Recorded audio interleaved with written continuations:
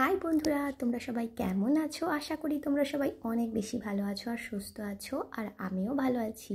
বন্ধুরা দেখো, এই যে আমাদের পাখি বেশ কিছু বাচ্চা হয়েছিল, বাট জানি না কেন বাচ্চাগুলো মারা গেল। আর 2-3টে হাঁড়িতে এখনও ডিম আছে। আর আসলে প্রচণ্ড ঠান্ডা গরম, তো এইরকম ওয়েদারে মানুষেরই বিভিন্ন রকম শরীরে নাড়াচাড়া দেয়, আর পাখি তো, তাই না? তো এর আগে একটা ইঁদুর ঢুকেছিল, সেই ইঁদুরটাকে কোনো রকমভাবে বার করা হয়েছিল।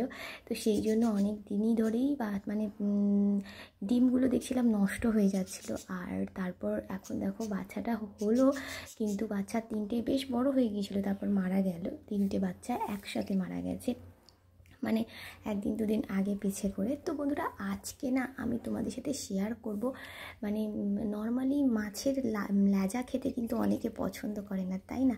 তো সেই জন্য রুই মাছের লেজা আজকে ভর্তা বানাবো। তো চলো আজকের ভিডিওটা ঝটপট দেখা যাক। রেসিপিটা দেখো, এই যে দেখতেই পাচ্ছ লেজা ভর্তা বানাচ্ছি। তো দেখো লেজাটাকে দেখো একটুখানি মাঝখান থেকে চিড়ে নিয়েছি, আর নুন হলুদ মাখিয়ে নিয়েছি।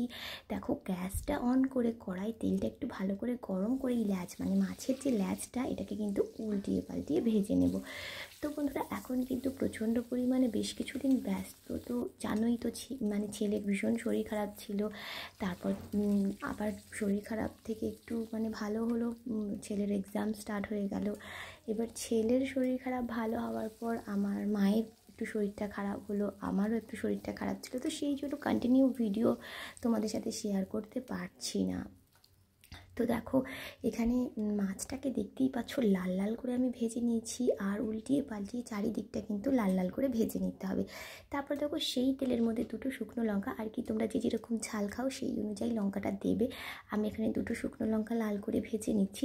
তারপর সেই শুকনো লঙ্কাটা তুলে রাখবো, আর সেই তেলের মধ্যে দিয়ে দেবো পেঁয়াজ কুচি। এখানে কিন্তু পেঁয়াজ আর রসুন, এই যে এখানে 3-4 কোয়া মতো রসুনের মানে কোয়া দিয়েছি। তো এখানে রসুন আর পেঁয়াজটাকে লাল লাল করে ভেজে নেব।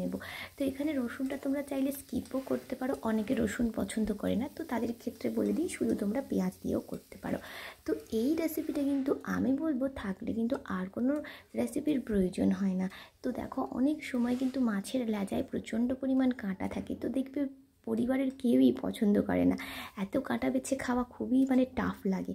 তো সেক্ষেত্রে তখন কিন্তু তোমরা এরকমভাবে যদি লেজাটাকে ভর্তা বানিয়ে নাও, তো তাহলে কিন্তু সবাই মজা করে খেয়ে নেবে। আর ইলিশ মাছের লেজা ভর্তা অনেকেই করে, বাট রুই মাছ হোক, কাতলা মাছ হোক, এই মাছগুলোরও লেজা ভর্তা ভীষণ ভালো হয়।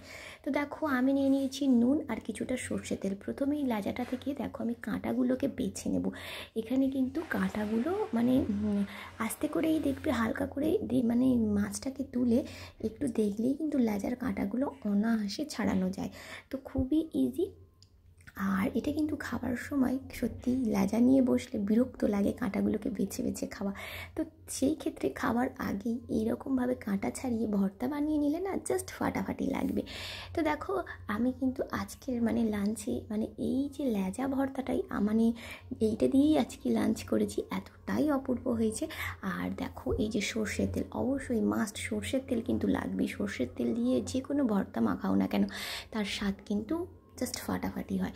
তো দেখো এখানে মাছের কাঁটাগুলো ছাড়িয়ে আমি নিয়ে নিয়েছি, আর তারপর শুকনো লঙ্কাটাকে নুনের মধ্যে ভালো করে একদম গুঁড়ো করে নেব। আর হাত দিয়েই অবশ্যই মাখাতে হবে, ভর্তা জিনিস না চামচ দিয়ে ভালোভাবে কিন্তু মাখানো যায় না, ঠিক তার গায়ে নুন লঙ্কাটা পারফেক্টভাবে লাগে না।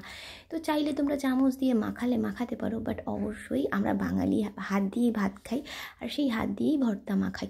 তো সেই মানে ভর্তা এভাবে মাখালে এর স্বাদটা কিন্তু বেশ মজার হয়।